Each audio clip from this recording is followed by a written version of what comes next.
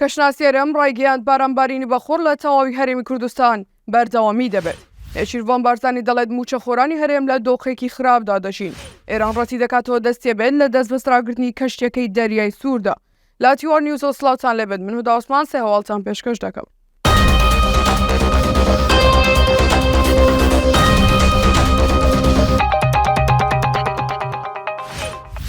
بەڕێوەبەرایەتی گشتی کەشناسی و بوومەلەرزەزانی هەرێم ڕایگەیاند بارانبارینی بەهێز و بەلێسما لە تەواوی ناوچەکانی هەرێمی کوردستان بەردەوامی دەبێت و زۆرترین ڕێژە لە سلێمانی و ناوچەکانی گەرمیان دەبێت. کەشناسی هەرێم ئەمڕۆ دووشەممە 20 تشرینی دووەمی 2023 لا بڵاوکراوەیەکدا ڕایگەیاند لە ئەنجامی بەردەوامی کاریگەری نزمە پەستانی دەریای ناوەڕاست کاریگەری شەپۆلی دابارینی بێت لە تەواوی ئاسمانی هەرێم بەردەوامی دەبێت بە جۆرێک لا کاتەکانی بەیانی تانیۆڕۆ بارانی بەلێزمە و بروسکە لە زۆربەی ناوچەکان بەردەوامی دەبێت. زۆرترین ڕێژەش لە سنووری پارێزگای سلێمانی و سەنتەری شار و هەروەها ناوچەکانی گەرمیان دەبێت. نێچیروان بارزانی سەرۆکی هەرێمی کوردستان لە زانکۆی ئەمریکی لە دهۆک ڕایگەیاند ئازایەتی ڕاستەقینە چارەسەرکردنی کێشەکانە. دەشڵێت کلیلی چارەسەرکردنی کێشەکانی عێراق چارەسەرکردنی کێشەکانی هەرێمی کوردستانە و باس لەوەش دەکات کە موچەخۆرانی هەرێم لە دۆخێکی خراپدا دەژین.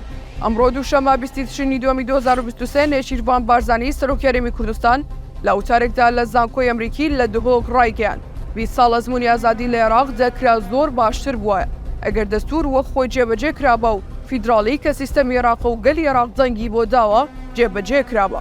جێبەجێ نەکردنی سیستەمی فیدراڵی پابەند نەبوون بە دەستورەوە زۆر کێشە و ناکۆکی سیاسی هێناوتە ئاراوە و ناسەقامگیری هەمەلایەنەی لە عێراقدا دروست کردووە. وای کردووە کە سەقامگیری عێراق هەمیشە بە لەرزۆک ببینرێت. ئەمڕۆ دووشەممە 20 تشرینی دووەمی 2023 ناسر کەنانی و تەبێژی وەزارەتی دەرەوەی ئێران لە کۆنفرانسێکی ڕۆژنامەوانیدا ڕەتی کردەوە حکوومەتی وڵاتەکەی دەستیە بێت لە دەستبەسەراگرتنی کەشتیەکەی دەریای سوور لەلایەن حوسیەکانەوە کە خاوەنداری کەشتیەکە دەگەڕێتەوە بۆ وڵاتی وەڕیتانیا. ناسر کەنانی وتی ئێمە چەندین جارۆمان ڕاگەیاندووە کە گروپە جوداخواز و بەرهەڵسکارەکان لە ناوچەکەدا سەر بە خۆیانە و لەسەر بنەمای بەرژەوەندیەکانی خۆیان چالاکی دەکەن. وتەبێژەکەی وەزارەتی دەرەوەی ئێران وتیشی ئیسرائیل بۆ لابردنی سەرنج لەسەر شکستی سەربازی وڵاتەکەی ئەم پروپاگەندانە بڵاو دەکاتەوە. ئەم قسانی ناسر کەنانی وتەبێژی وەزارەتی دەرەوەی ئێران کە لە کاتێکدایە دوێنێ یەکشەممە حکوومەتی ئیسرائیل بڵاوی کردەوە حوسیەکانی یەمەن بە هاوکاری ئێرانیەکان دەستیان گرتووە بەسەر کەشتیەکەدا لە دەریای سووردا. سێ هەواڵم پێشکەشکردن هەر شاد بن.